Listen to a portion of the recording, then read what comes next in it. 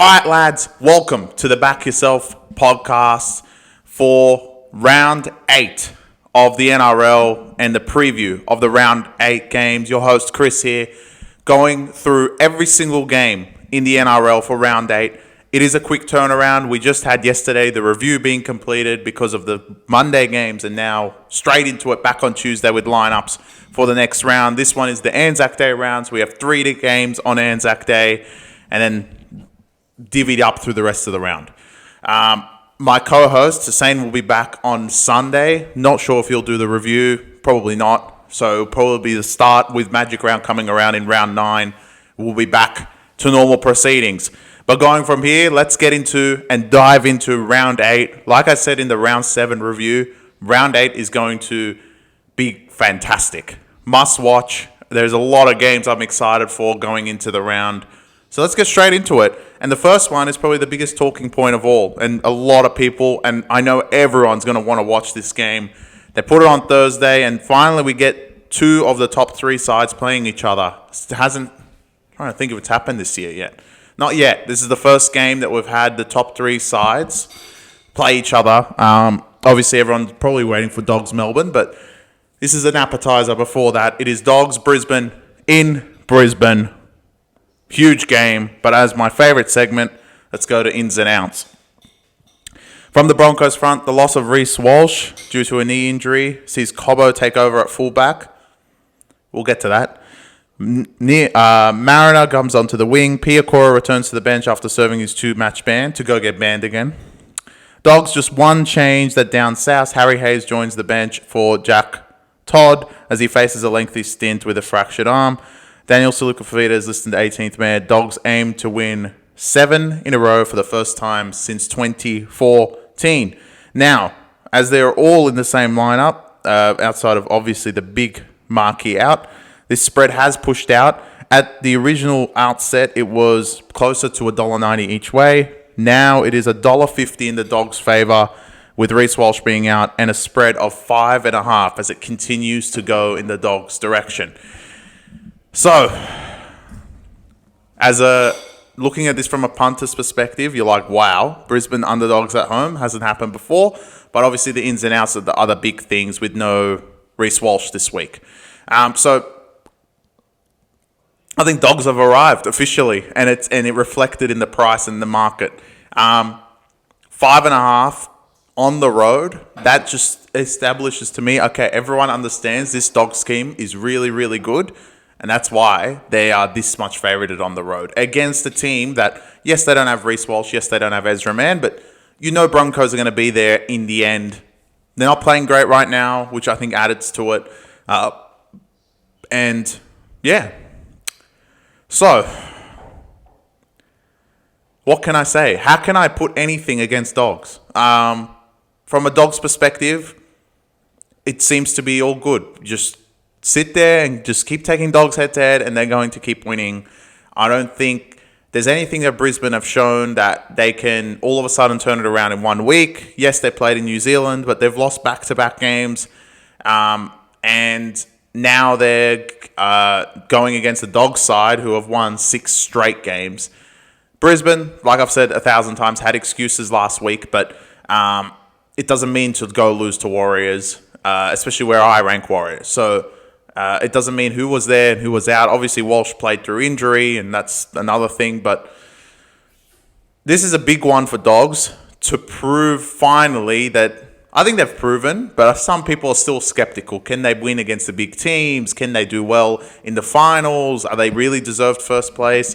And this one will put that away. So, look, Dogs, I know what I'm going to get out of Dogs. I know they're going to play great. I know they're going to be up for it. I know they're going to play hard. There's nothing in my mind takes away from it.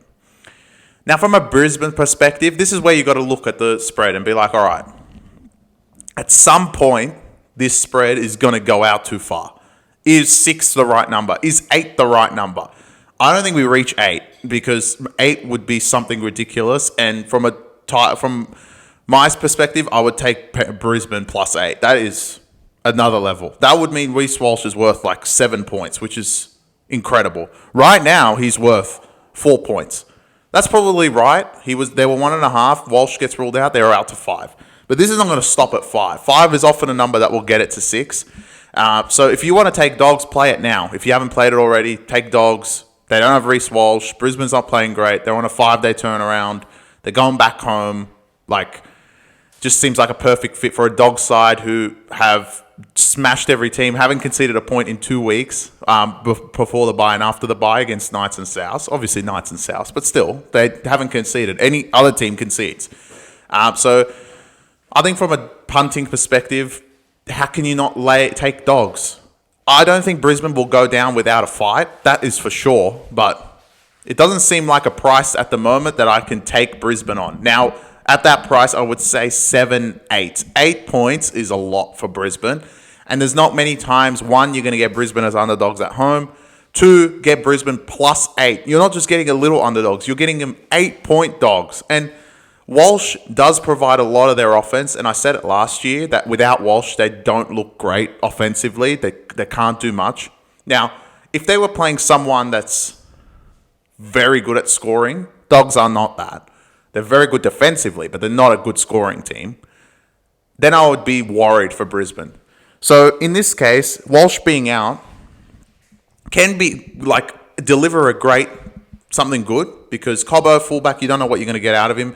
The games we've seen him at fullback, again, hasn't been great. So going back to, okay, you've seen Dogs, you know what they're doing. If your head is just in that direction, just don't even think about it, take Dogs. There's no point of thinking about it. Everything leans the Dogs' way. But will that end up winning is the question. And there is a lot of factors that can not make that happen. Will Maguire wake this team up? Will back-to-back losses wake them up? Will they all play a lot better because Walsh and Mann aren't there? Ben Hunt has been awful ever since going to Brisbane, in my opinion.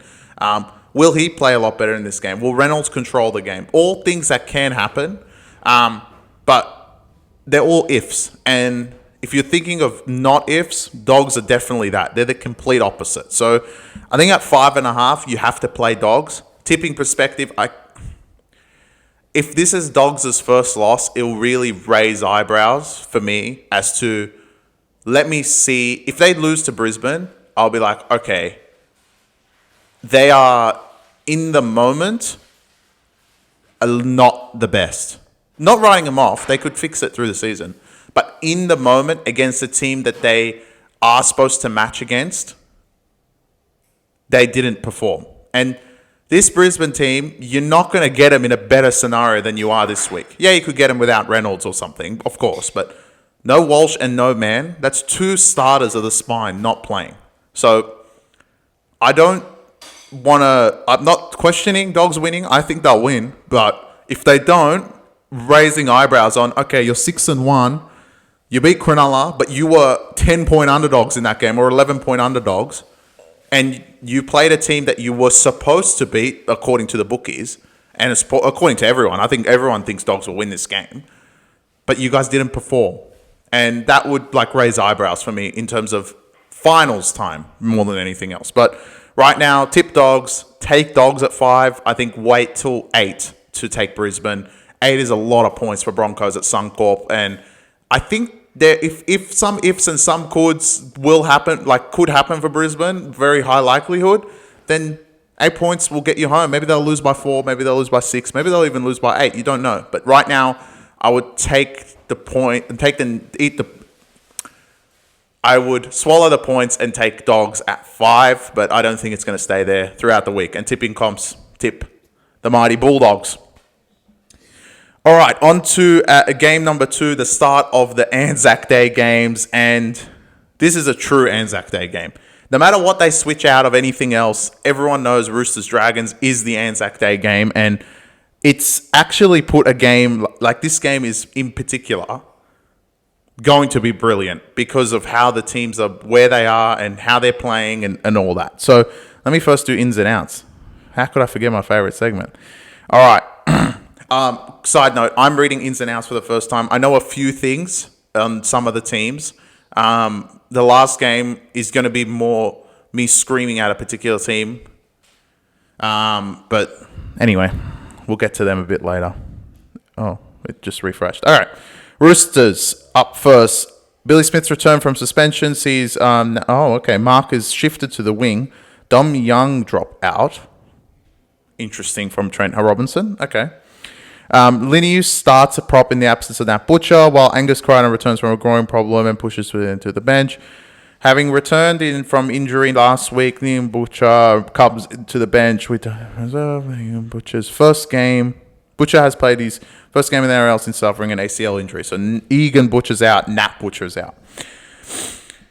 Dragons, Sione Fainu has been called into the wing to replace Matt Feeney. I've heard a lot, and Dragons fans, Harry, Zerafos brothers. I think there's one other call out. I think St. George. I don't know your actual name. Your tag on YouTube is St. George. I don't know what your actual name is, but shout out to you guys for Dragons fans. Definitely has some harsh words for me. Chip is also in the comments. So shout out to all of them. I know Dragons faithful is up in arms, and You'll like what I'm going to say, I'm sure. Okay, so Matt Feeney's out. Not a big deal. No one likes him anyway, so get him out of the team. Syndesmosis from the Simp. Yep. And Gula returns from suspension to the bench to fill Hamish Stewart, who is also out for HIA. At a spread of now +2, it was +1 in the favour of the Roosters just in this game. Dragons fans, is there, I think the comments, I hope I reflected it, but I truly like Dragons. I don't hate them. I like Dragons. I think they're a great team. Flanagan's a great coach. I just don't like how inconsistent they are and how predictable they can be in certain scenarios. And please, to prove me right, please don't be predictable. Please show me this year is different. And every time I plead with you guys, you show that you're the same. So I'm not going to put absolute emphasis on this and they're not going to be my upset alert, clearly. But I know Dragons are potentially going to do something that's going to mess this up. But I don't want to see Roosters win this game. It will be my joy to see them 1-6, to be honest. Roosters are a team, and there's not many Roosters fans now because they're 1-5, so they've all disappeared. But that's usually what happens when your team goes arse. I'm no testament to that. When Tigers were awful, I'm not commenting. I never was. I never have. But anyway, you know what I mean, right? You disappear, which is fine. There was a post the other day about the Dogs faithful Easter 2 years ago and Easter now. Nuts, the crowd. Anyway. Roosters, I'd love to see them go 1-6. Oh, 2-6. No. What are they? 2-3, 2-4, 2-5. 2-5, sure. They've won 2 games. I know they've won 2. Everyone's won 2 now. I'd love to see them be that low and continue to, lose.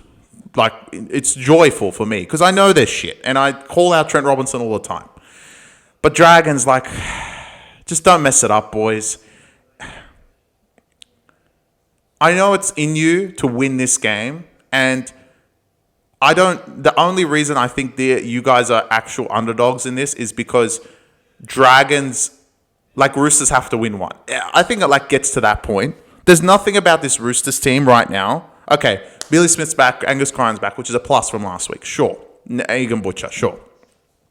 Dragons, I think Sione Fainu is better than Matt Feeney. I don't think any Dragons fan is going to argue me on that. And Hamish Stewart, look, he was great, but Gula's replaceable, a good replacement. So there's not it's the same.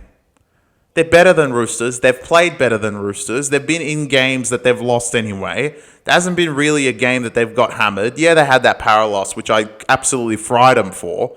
But really, this should be towards Pickham. But my heart, knows they're going to burn me at some point. And as soon as I jump ship and be all right, Dragons, prove me that you guys are actually all right, and let every Dragons fan understand that they're actually good and this year's different. I know that they're going to burn me. So this one is a game that I'm just if I touch either side, it's going to be a problem. I don't know how anyone can lay any points with Roosters the way they're playing. They're shit. And Dom Young going out of the team, just strange. Dom Young isn't the problem with this team. And I know you can't change the halves, but teach them something, Trent Robinson. But I don't know. It's very hard for me to play Roosters with this lineup. I mean, it's the same garbage we've seen every week. minus a few players. Now you've lost your impact coming off the bench as well because Spencer Linier has to start to make it look respectable, basically. But the rest of the team, I mean, there's not much here. Dragons typically play well on Anzac Day, except last year where they got walloped. But in that case, they did have Sam Walker, who I remember saying on the podcast, he is the best offensive player on Roosters. I know Teddy's there, but Sam Walker makes them work. And now they don't have him. It's just, yeah, I don't know.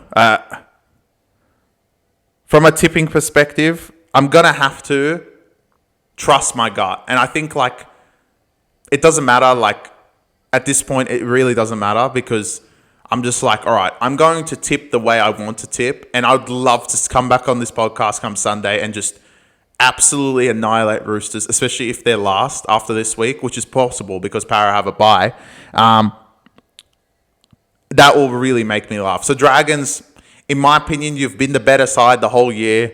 Roosters are reeling. Yeah, they've got players back, but it doesn't fix the issue that they already have. And the way Dragons have been playing, yeah, they drew a game. You're right. They drew a game to just go and mess it up for sure. But I don't think it's this one. I think they will G up for this and they'll mess it up later in the year, to be honest. But it's hard for me to say Roosters or Dragons right now. I'm interested to know on the overs.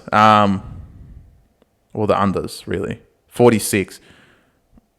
Oh, that's right in the middle as well. Like, it's very hard. This whole game is just like it's going to be a circus. It's going to be a good watch. I know. I hope I might be ending up going to this game as well, which is, I always love going to the Anzac Day games. It's just a great atmosphere. And at the new stadium this year, which I don't know if it was there last year. I don't remember, but it might have been. At the new stadium as well, now that it's like a year old, but the new stadium, it's going to be great. So, yeah, I'm worried about both teams' halves, but both teams' halves are not great. Forwards match up. It's going to be a very close game. Betting perspective, I guess take the points and tip Dragons. It should be $1.90. I'm not saying that they're going to win. This is not what I'm saying. What I'm saying is the price should be $1.90 each way because that's the way I feel about the game and that's where it should be priced. Roosters have been awful and there's no reason for them to be favoured. And Dragons should never be underdogs. They've been playing better than Roosters. But it's pushed the Roosters' way because Roosters have to win one. And Dragons, they potentially have to lose one. Like, usually that's how it happens. So I'm not saying Dragons should win. I'm just saying the price is wrong. And if that's what we got to do, the price is wrong. I'm taking Dragons at +2. Maybe they lose by field goal, but I would tip Dragons as well. Look, it's not me flipping a 180 because if they come on and lose, I'll be like, it's the same old Dragons. So for all you Dragons fans, I hope they win for you guys again and prove this season's different, but I can't see them losing. They shouldn't. If they play the way they do, they will win. Roosters are not good, but you don't know with Dragons. What are they going to deliver? You have no idea. So I hope they perform for all the Dragons fans in our comments and all the people I know. So, yeah, I think that's pretty much it for Dragons. It's good time for Dragons. All right, next game. The second game on Anzac Day. I hate how they keep changing these games around. It should just be the same games, right? But whatever. They keep changing it around. We go over to New Zealand, which some people may be here from my New Zealand take of the other one, of the other podcast. So first things first, let's see how many calls Warriors get in this game. Now that I've called it out to the internet and everyone's killing me, which doesn't make sense. I didn't say anything about Warriors. I'm just saying, like, you're not as good as you think you are. I think they've got 28 more calls than their opposition the whole year. 28. And that's a lot, bro. That's like on average. They've only played 6 games, right? They're 4-2. So on average, they get like 4 to 5 calls more than their opposition every game. That's nuts, bro. That's nuts. Anyway, we're not going to get into that today. We're going to get into ins and outs between Knights and Warriors.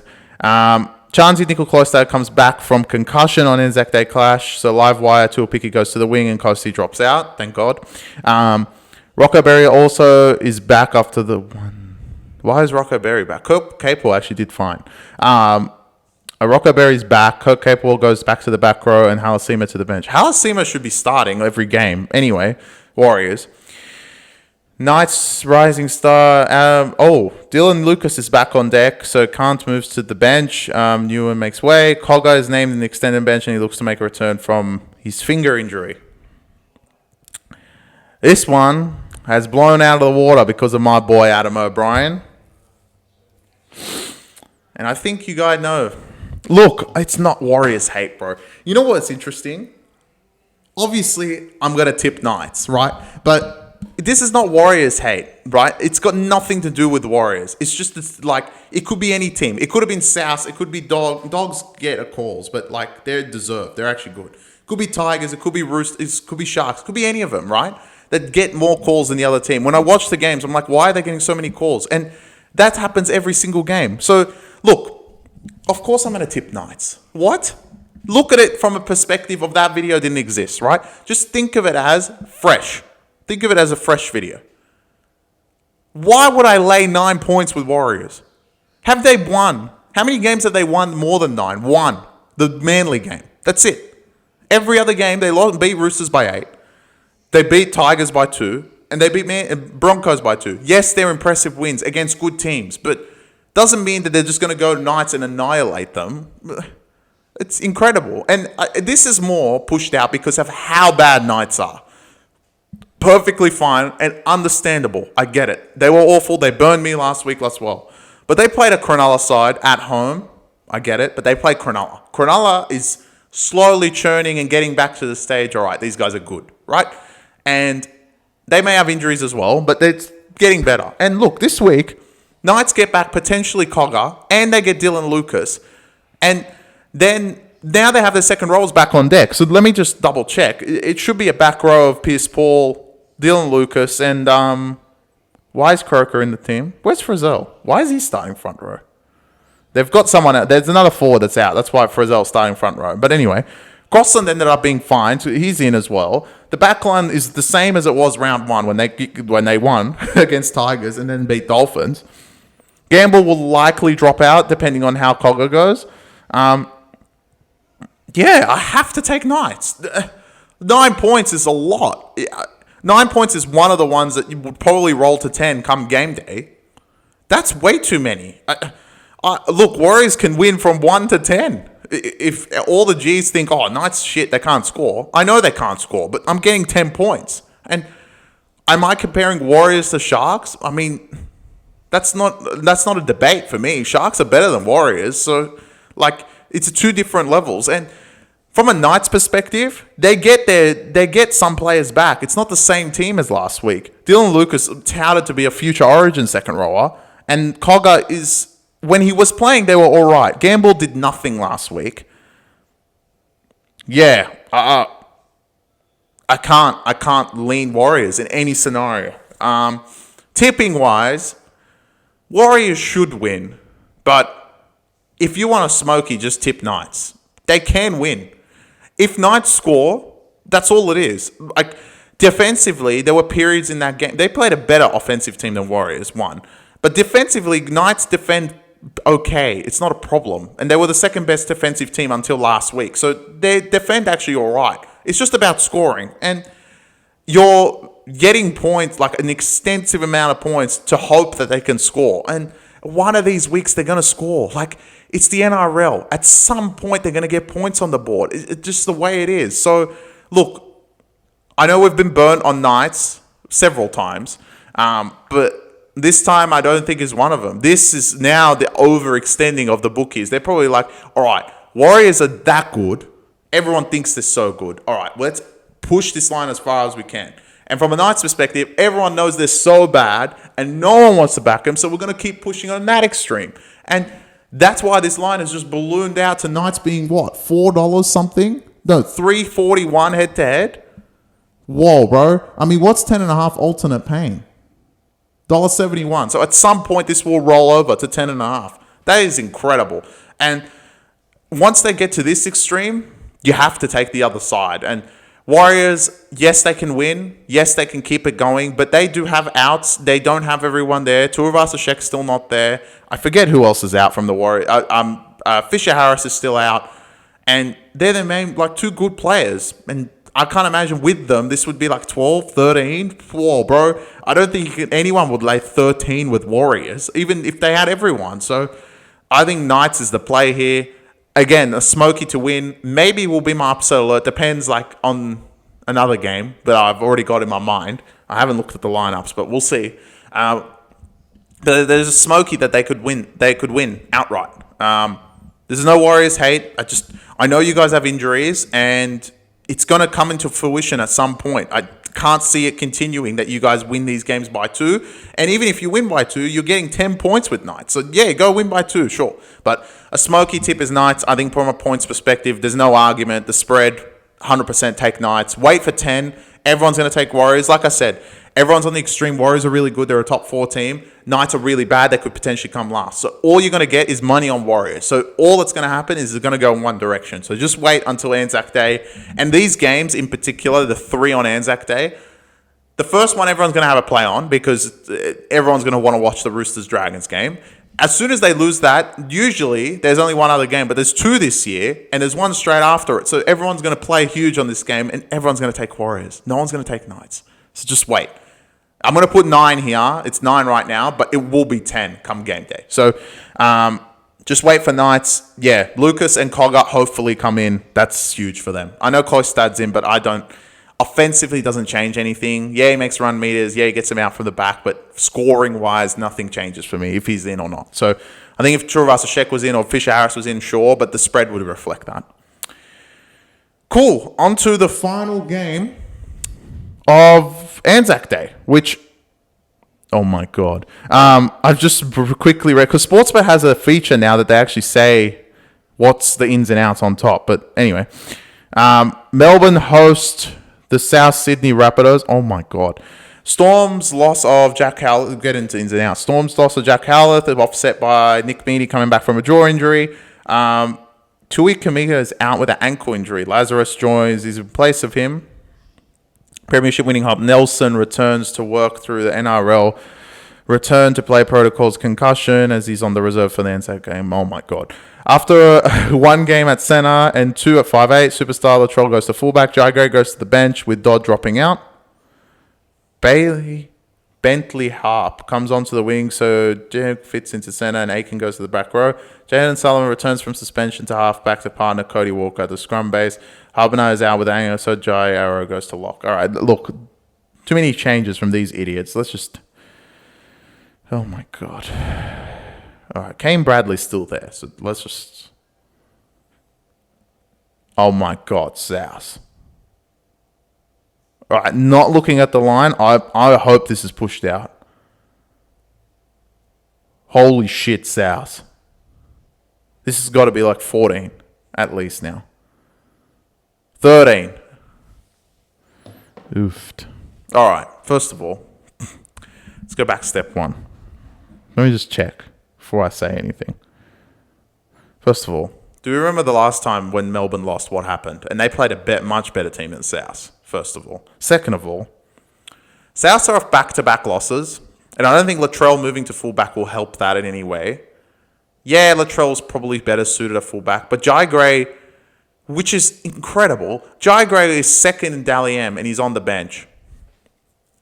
Might get hate for this, might not. I think I would have kept Latrell where he is. Look, Jai Gray is still... didn't play great last week, but no one did. You guys couldn't score. So, do I hate Wayne Bennett moving it? No, because I think Latrell is a great fullback. But Jai Gray is in form. And I feel bad for the kid going to the bench, to be honest. He's been outstanding. He's second in Dally M. And I don't think he deserved to be dropped to the bench. And where does he come on in the bench? Come on and play in the middle of the park? Bound to get injured the way his size is? Like, it's just shit.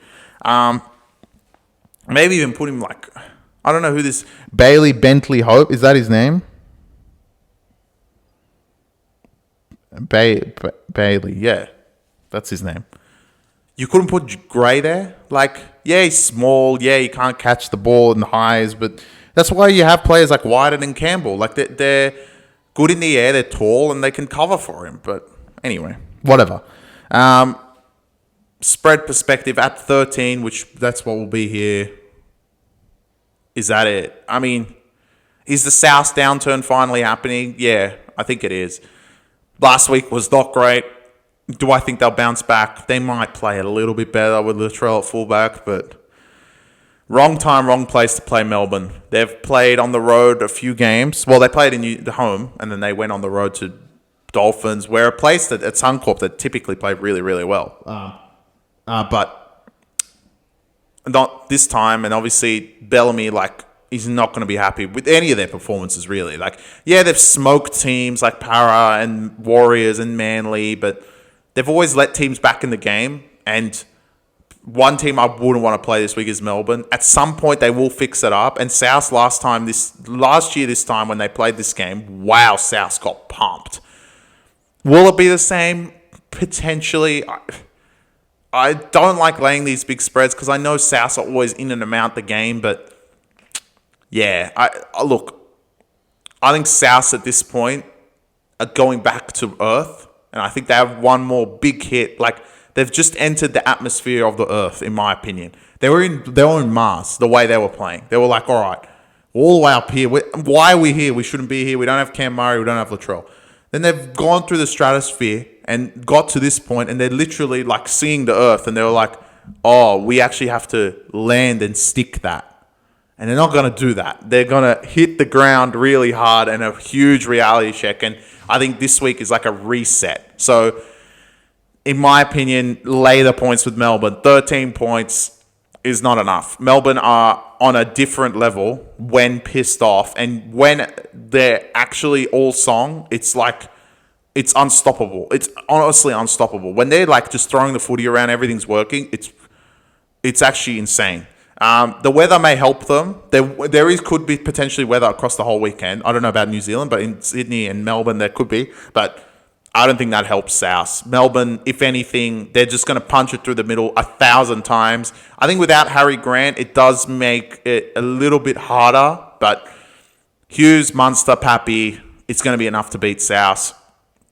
I think they're going to just be too good. And in this scenario, Bellamy is really going to fire these up. I know there's one coach that Wayne doesn't do great against, and that's Bellamy. So I think this time he's just going to get up. He's going to get up on him again. This Melbourne team are very, very good. And they lost last week by their own mistake. They were up 16-2. And they could have just killed that game off, and they looked like walking through the Dolphins. Obviously, they'll let Dolphins back in the game, but I don't see that happening every single week. And at some point, Bellamy's going to hey, boys, what the hell are you guys doing? And South have just got him at the wrong spot. So I'm going to lean, obviously, tipping-wise, tip Melbourne. I don't know, some people may play the last man standing. I don't know who's left in this, but last man standing, with the way the season's gone, I would actually put Melbourne to this. I can't see South winning this game at all. And lay the spread, lay the points with the mighty Melbourne Storm. That one was a quick one. There's really not much to say. Look, South have a few outs. Melbourne's coming back home after the embarrassing defeat. Seems like an easy one, but you never know in the NRL. Let's head to more entertaining fixtures, i.e. Titans. Now we head to Saturday, 5:30. Only 2 games on Saturday, which is the Titans going to Townsville after the bye from the Cowboys.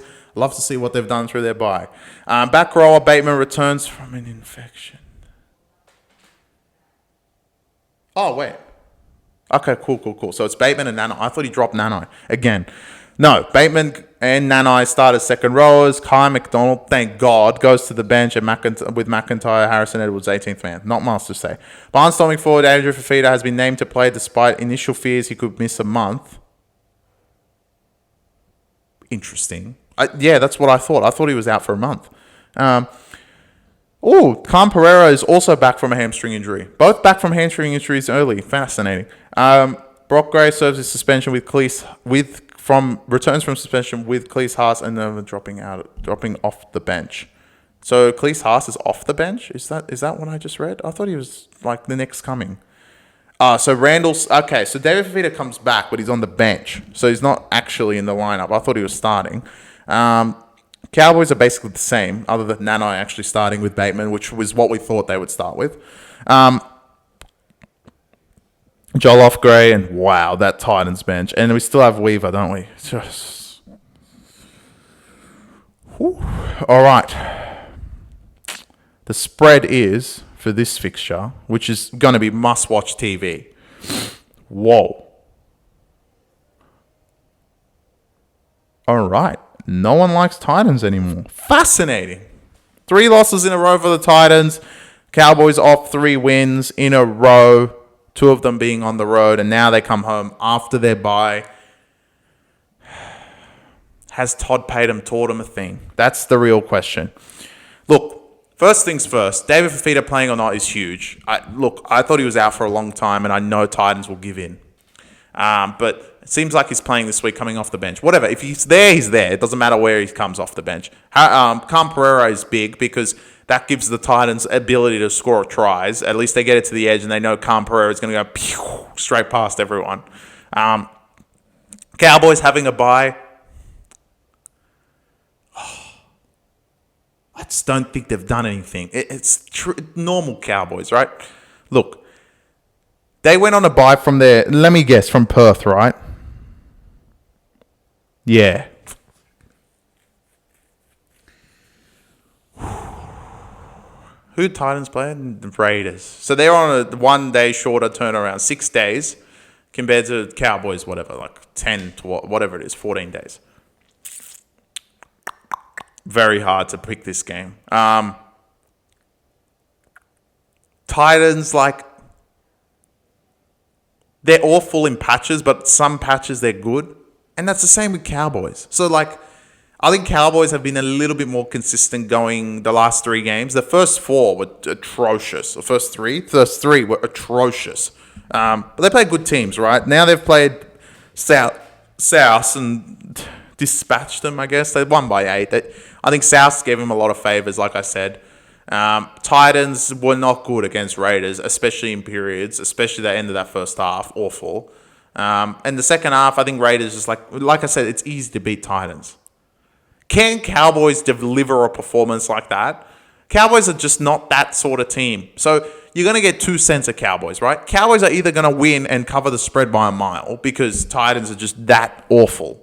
Or the second flip of the coin is you get the variance. And the thing is about Cowboys is, like what I said about beating Titans, kick pressure, kicking long, chasing down your kicks, holding control of the ball, and maybe a few offloads. Not many mistakes, basically. You'll beat Titans in any capacity. You do that for 80 minutes, you'll beat Titans. Cowboys are not capable of doing that for 80 minutes. I don't care who says what. They're not capable. They will do it for 50. They won't do it for 80. They'll do it for 40 maybe. They'll do it for 60 maximum. They won't do it for 80. So I know that's going to happen. So at some point, Cowboys are going to play like idiots. Cowboys are going to throw the footy around. Cowboys are going to knock it on and not make the most, be the best out of it. And from what we can see on an extensive rest is how poor they played at Manly in round 1. Obviously, they played Manly. They're not playing Titans, but they played Manly and they were awful in round 1. Off and off season with everyone there. So just coming off that, you have to take Titans. 8 points for a Titans side that regardless of how awful they are, they score points. They're one of the only teams outside of Dragons that have scored on Dogs, and Dogs are the best defense by a long shot in the competition. And Canberra is back. Yes, I wish Campbell was there. He's one that's actually out that I wish we had. But David Fifita back as well. Really, this team is losing Foran, who I still think should be in the lineup, and Campbell. And am I missing? And Kinney. Well, Kinney's out for extensive periods, but Kinney as well. So you're missing 3 players, and now you're 8.5-point underdogs to a Cowboy side who still have not the best lineup. Darby is still there. Vilea is awful, and he's still there. Their forwards look much better, obviously, with Nanai coming back into the lineup. The bench is okay. Labor's been coming back for weeks. I don't know why he's not in the lineup, but it's a lot. I don't think anyone can lay 8 with Cowboys right now. Can they play like they did? They didn't cover 8 to South. They didn't cover 8 to Penrith, but I'm talking about good teams. Titans are probably not there, but Titans can score 20. So you're expecting Cowboys to score 30? That's a stretch. Cowboys have extensive rest. If it was a team that I knew trained every week, then I'd be like, all right, that's fine. If it was a team I knew that would go out and complete 99%, then it would be fine, and I'll be like, all right, I'll lay the 7. But if this is basically 8, probably on some bookies, I don't know, but on Sportsbet it's not yet. But it will be 8 on some bookies, so I have to take Titans. Head-to-head, I would take... You could tip Titans. This could be another circus round. Like, there is a lot of underdogs that can win this week. Titans, one of them. You just don't know what you're going to get out of them. And I don't think you can run a line through them yet. They haven't played that bad in any of their losses. Let me think. The Dragons game, they were atrocious. But every other game, they're thereabouts. And they score. That's the biggest thing. They're not Knights. So, take the points. I would tip between one. Who would I tip between Titans and Knights? Who has a better chance? I think Knights will shock the world more. All of a sudden, they go out and score. It's much more entertaining doing Knights. But I might tip both, to be honest. I can see another underdog circus. Just not for South and not for... Who was the middle game? No, that was Knights. The first game. Yeah, just don't think for Brisbane. I think it could be a circus, but it's going to be later in the round. So there's your tip. Watch out. There's going to be a circus of games that are just going to go the underdog's way. So, speaking of more underdogs, let's go to CommBank Stadium for the final game on Saturday. The Penrith Panthers take on the Manly Warringah Sea Eagles. Two potential top 8 sides going head-to-head at CommBank. Both placed 15th and 11th, but we know that they're much better than that. Panthers, Summerton takes over at hooker with Mitch Kenny suspended. Tungo comes back to the centres. Most pointless thing I've ever seen Ivan Cleary do. In the place of Garner, who's got a concussion, but it's better. Gaia added to the bench for his first NRL game since last year. Huge boost for Manly is the return of Trebojevic going to fullback with only having 3 weeks out of the knee injury, which is big for Manly. Lehigh goes back to the wing and Talau goes to the bench. And Follow get him out. He was not great in any of those games. Jake Trebojevic entering the concussion protocols. Jazz Tavanga moves to lock. Jake Simpkin to hooker. Alloy shoulder returns for the front row. Waddell's back from suspension onto the bench. Simpkin faces suspension when he appears to judiciary Tuesday night, so tonight. Nathan Brown is added to the bench despite suffering a shoulder injury from last week. So let me just confirm the lineup. Few changes there. Penrith backline is basically the same. Manly obviously get back there. Well, Manly actually are full strength from 1 to 7, which is... They are full strength 1 to 7 with Turbo coming back. Forwards wise, they're definitely not. No Jake Trebojevic and obviously no Paseka and no Simp. So there's a few outs. But they don't look awful. I mean, Waddell's awful. On the other side, there is no Mitch Kenny. Henry, they didn't say that. Liam Henry's starting prop. Did he start prop last week? Sorensen and Martin, that's great. And the bench is exactly the same as was. I'm surprised. And Jack Cole hasn't made his appearance back. They didn't say anything about him either. So I guess he's finally sat and said, all right, I'm going to keep Talangi there. This spread was at 5, but I think it probably has gone in the Penrith direction. Oops. 5? 6? 6. Pretty even 6. Manly off 3 losses in a row. Melbourne, Penrith off their win. The circus continues. Penrith last week did look like they went back to their old ways. They looked great against Roosters. There was nothing that I could say about their performance. I could just tell you how bad Roosters were. But I thought Penrith were great. I know that they have that potential in them, and they can continue to make the 8 and push on from where they are. And making the 8 just means 2 wins, really, because everyone's so close. Everyone on 2 wins is literally... I think it's a win plus a bye that you will get anyway. I think I said this in a review or something. I don't remember, but I remember saying this. It's a win and a bye away from 7th. That's where Dragons are. So it's so close. So none of these teams are out from anything. Maybe top 2 is out the window, sure. Even that is 4 wins or 5 wins in Raiders' perspective. So nothing's out the window. This is going to be a great watch. Penrith not at home, which is obviously something I called out in the preview right at the start of the year, that not having Bluebet is a big thing. Manly typically play well at Bankwest, but often they Bankwest, CommBank, but often they play Para. They're not playing Penrith. And I think Jake Trebojevic is a huge loss. The middle of the park is somewhere where Manly has not done well at all against, and anyone that's really punched them through the middle has not been their forte, and they haven't gathered their forwards back to all be back at the same time. Jake Trbojevic is now out. Now they get back Aloye, and then they get back like one piece here and there. They're not all collective together. The other concern is I don't know where fucking Lockie Croker is, but they need him back as soon as possible. But I think the middle of the park, Leota and Yo, will command the middle of the park. They're going to be so big and influential in this game. And in front of them is Cleary and Edwards.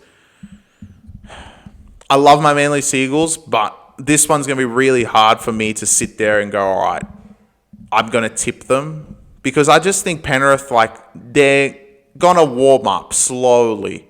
Manly, can I see them lose 4 in a row? Yeah. Can I see them losing their first game back with Turbo? 100%. They're all good from 1 to 7, and there's a lot of areas from 1 to 7 you'd be like, oh, fuck. Well, Penrith are not as good as those areas. Like, you're talking about Trbojevic, Saab, Kohler, Garrick, Hopewade, Brooks, and Cherry versus Edwards, Alamotti, Tango, McLean, Jenkins, Talangi, and Cleary. Yeah, they have Cleary, but we have Cherry Evans. Yeah, they have Edwards. They have Turbo. Like, everywhere is comparable. And that's just 1 to 7, though. And I think that's the biggest part. I think the middle of the park is where Manly's lacking and where they've lost a lot of their games. It's not that the outside backs haven't played great. They do look better with Turbo. And I know that they're probably the second best offensive team with Turbo, if not the best offensive team with Turbo. But will Turbo be back to fully healthy? Knowing my luck and betting on Manly when he's half injured and not betting on Manly when he's healthy, he's going to be fine and absolutely smoke Penrith. All of a sudden, he's going to start tipping passes and they're just going to run through them. But it's a very hard scenario. Spread-wise, fuck me. This is like perfect spread. I'd stay away from the spread in this game. If you're going to take anything, I feel like an overs will be a shout. Like, I don't think the overs will be too much in this game. And you got Manly. 47, that's a lot. Nah, you know what? I'll take the overs. 47, it's possible. 8 tries? Yeah. Manly can score. Like, with Turbo, they can score. But I'm not sure if they're able to defend that well. And Penrith scored 40 last week with ease, really. And Manly, you also cover the fact that Manly could just give up through the middle of the park, which is perfectly possible without Jake Trbojevic. So, look, I think I'll take the overs in this. This should be 50. Obviously, I think weather is a factor. We'll see how Saturday is weather-wise to affect the overs. But you'll get that in it. It won't be 47. It might be 45 on the day. It'll spread. But in a tipping perspective, I'll tip Penrith. I love Manly. And I think with 1 to 7, they look great. But Penrith did look really good last week, and I don't want to fall into the trap. Okay, Penrith are the same Penrith as they were before. I don't think they are. One win does help a lot for a team, and then we can go on the back of that and go back to old Penrith ways. And the spread hasn't really pushed out Penrith in that scenario because they know that there is a potential of Penrith going back to the same that they were before, but I just don't think that's going to happen. So I think Manly, unfortunately, lose 4 in a row, which is not good for my top 4 pick, but I think Penrith go back-to-back. I think the middle of the park is going to be a huge problem for Manly, and I'm leading Penrith in this scenario. Only 2 games left in the round. We're at 48 minutes, so not to worry. I thought we were going very fast, but we're not. We go to Sunday. This game, there's a lot of good games. This is also a fantastic game. Raiders host Dolphins at GIO. The red-hot Raiders, who have 5 wins and a third, have a 1 to 17 lineup. They got the job done against Titans. Josh Papali and Simpkins are in the lineup, but likely for a game day swap, as we've seen pretty often. It's Sungi's 18th man. Dolphins. Francis Molo makes his club debut in the front row. Mark Nichols moves to lock, replacing Kafusi, who's out. Jeremy Marshall-King remains sidelined with an infection, so Plath has been named to play despite suffering a foot injury in that Melbourne game. So Plath is starting hooker. They looked fine with him last week. Obviously, Marshall-King hasn't had a great start to the year, to be honest. So, not a big loss through that point. But pretty much a 1 to 17. This game is a 1 to 17 game with 2 teams that are pretty hot right now. Dolphins have won 3 straight, and I think Raiders have 2. Yeah. Both teams off 2 losses before, and then have won 3 straight matches in a row. Dolphins, obviously, much more key for them because they were 0-4, but Raiders also have 5-2 record. So two great sides going at it, and it's a 4.5 spread leaning the Dolphins' direction. So it could jump to 3 at any moment in time. 4 seems perfectly on the money, and I think this is your... Look, there's a lot of games of the round. This has got to be one of the best. Raiders have been very good at doing what they do best. Offloading, going through the middle of the park, offloading, going through the middle of the park. And outside backs have been brilliant. Fogarty has been incredible. Dolphins front, they've turned the corner. The last 3 weeks, they've played a lot better. And the losses are not great. I wish Marshall King played, and I wish, I forget who, if Kafusi was playing this game. You just need that aggression. But you're playing a red-hot Dolphins side. And like right now, like them outside of Raiders and Bulldogs, obviously, they're probably one of the hottest teams in the league. Not many teams have gone 3 wins in a row in this competition. So both of them going out, and one of them will be 4 wins straight. Raiders would be promoted to 6-2, which is an incredible start to the season. Dolphins would have essentially fully revived their season by going 4-4. I am on the fence like anything else in this game. I can see it going both ways.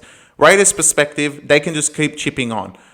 Raiders do change up their game very, very well. I think they started the year more offloading and able to go through the middle of the park, but they've changed to more of that style of just keeping traditional footy, which is a Ricky style. Traditional footy, and it works. And it worked really well. Dolphins have not been great in patches, but now they have all the confidence in the world. So Dolphins, they went down 16-2 last week. They just kept going, and they kept doing what they were doing, and everything seemed to work. And does it mean that they're going to give up an early lead again and think they can come back? Maybe, but they have belief. It doesn't matter what position they're in. They could be down 10 with 10 minutes to go, and they still have belief they can go win.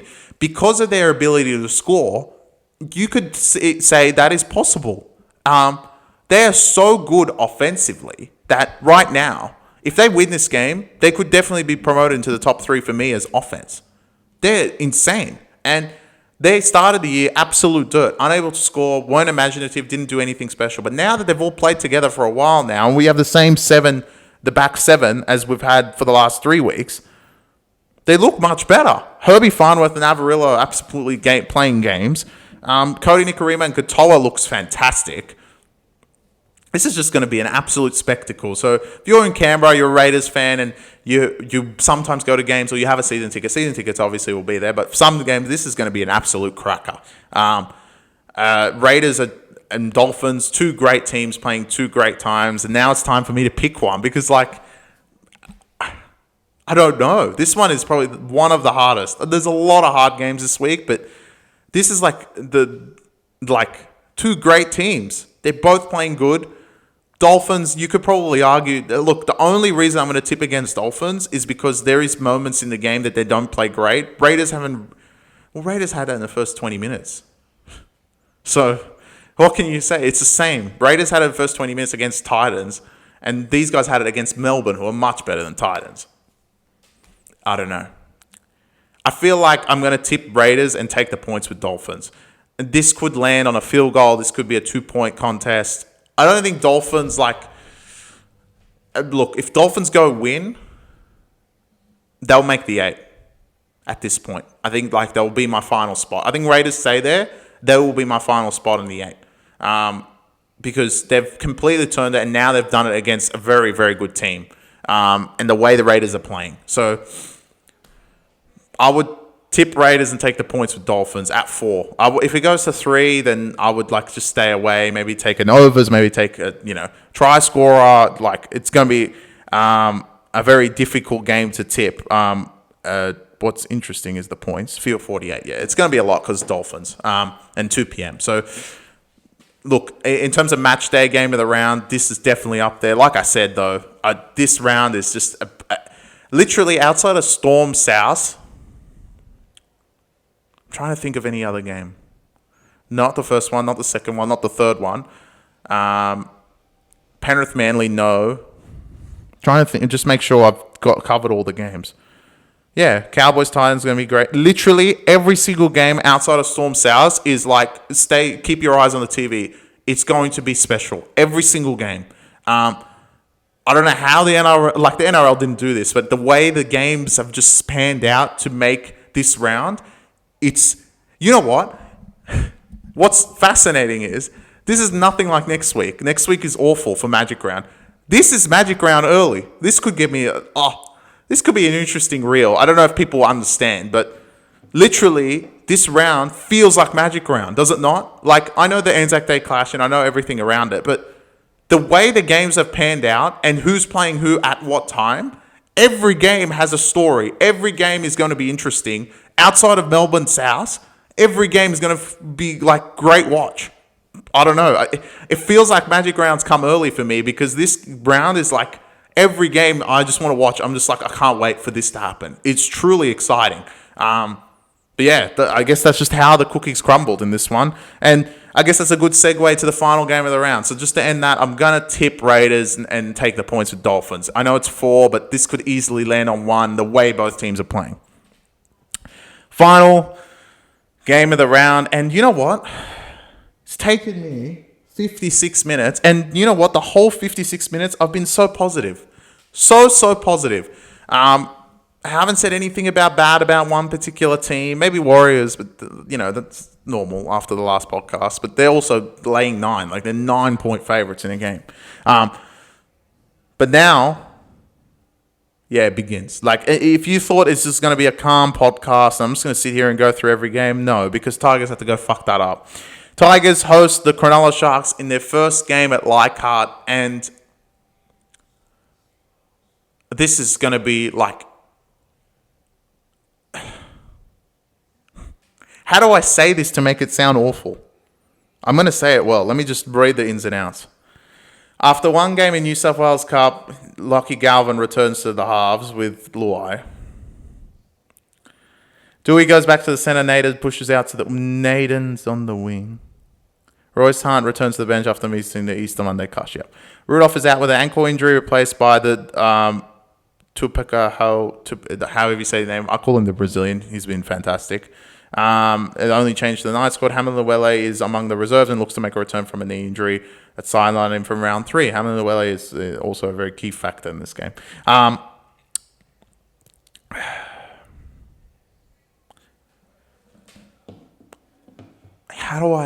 trying to think of how to say this. I don't know what to say because Tigers. Look, okay.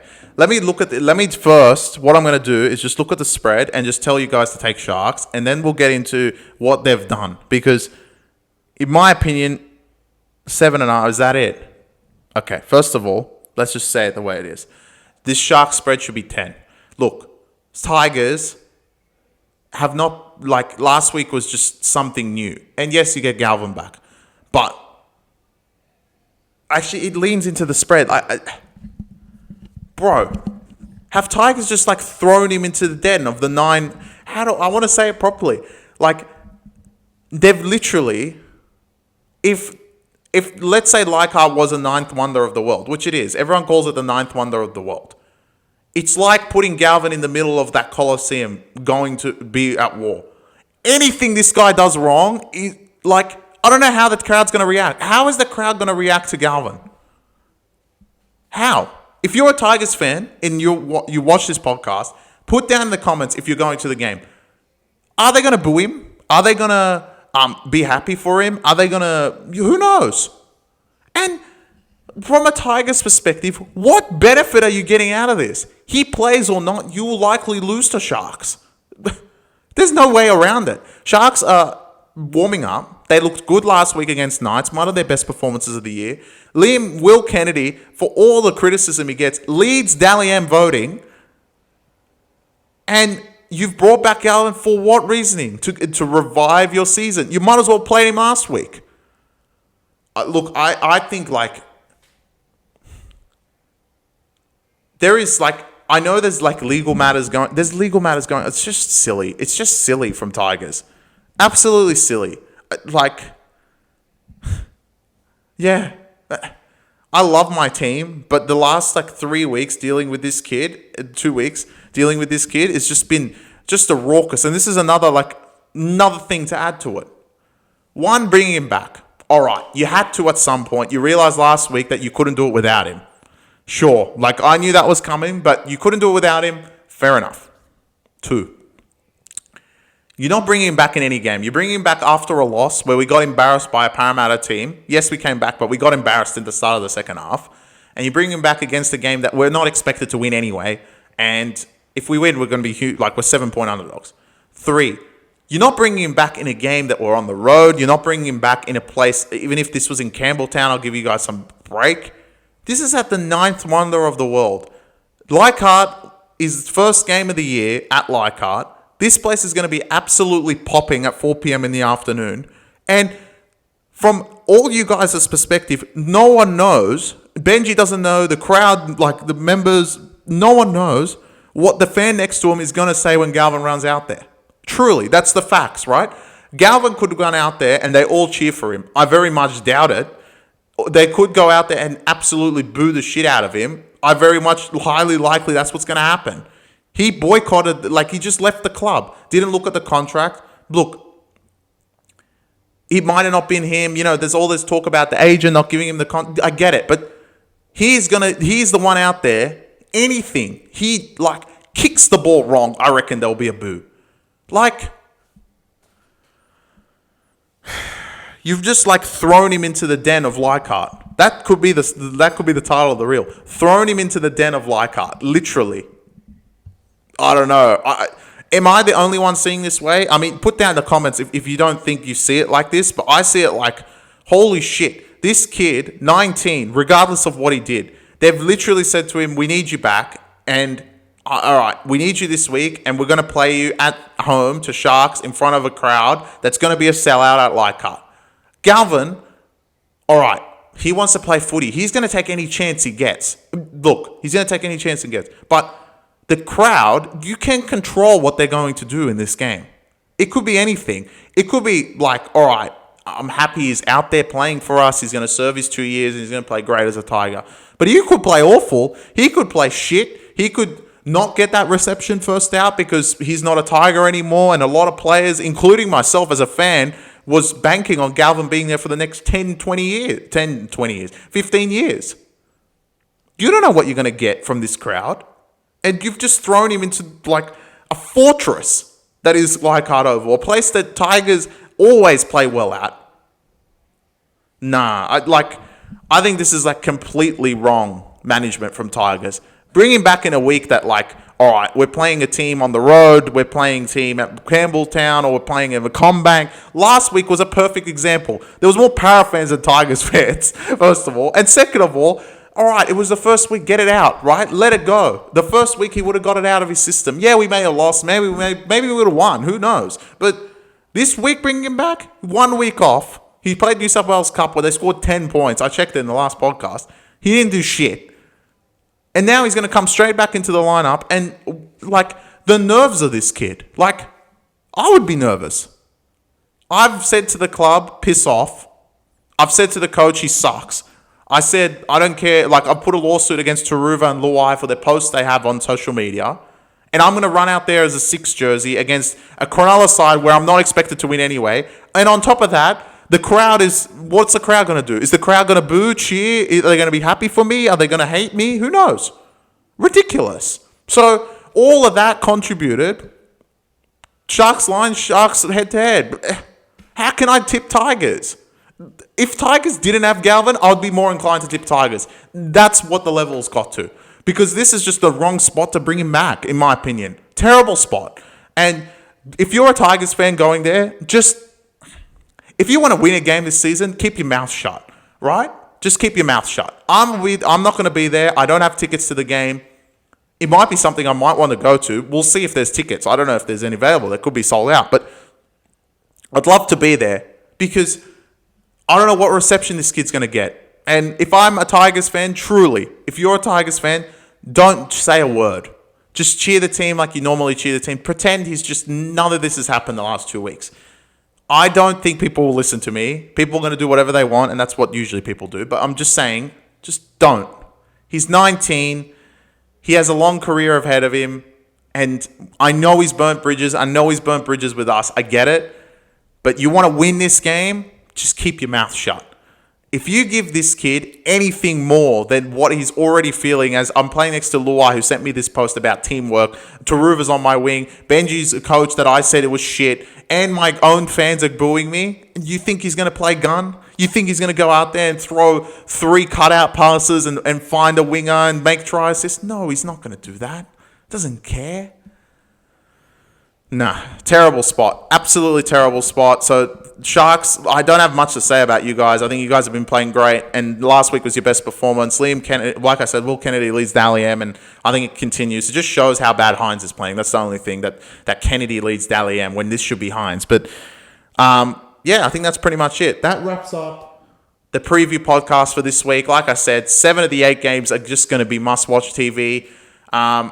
We'll see which games I go to. If I could go, likely games are going to be Anzac Day, the Roosters game, of course, Roosters Dragons, and if I can get a hands on tickets, that Tigers game, just to, I don't know. I'll be telling my fans next to me, just shut up, bro. Just whatever he does, just don't worry about it. Give the kid a break. You want to win or not? You want to cover 7 or not? This kid is so all the talk about him all these weeks, and you bring, like I said, you've put him in the den, basically. It's like a coliseum, this place. It's the 9th wonder of the world, and you've just thrown this kid in there. In my opinion, that's the way it looks like. I don't know what the reception the Tigers fans will do, but I don't think it's going to be pretty, because the way he's done it and what he's conducted and everything he's said throughout the media, yeah, I can't imagine if he throws a forward pass, makes an error, kicks out of the full, something, anything he does. Nah. Look, Galvin, you made your decision, and I feel like I know you would just want to play footy to get a contract, which makes sense, but Tigers, you guys really have a lot of balls to put him out there in this game, in my opinion. But thank you guys for your support on the podcast. I know last one was a lot of emotion. I am who I am. I'll say it the way I see it, and that's the way I saw it, especially that Dragons and Warriors game, which are the 2 key parts. But hope you guys enjoyed. Like, comment, and subscribe, and I'll see you guys Sunday after the Tigers game. If I end up at the game, it will be recorded a bit later. If I don't end up at the game, I'll be here straight after the game to record the review for the podcast for one last time with me. See you guys on the next one. Peace.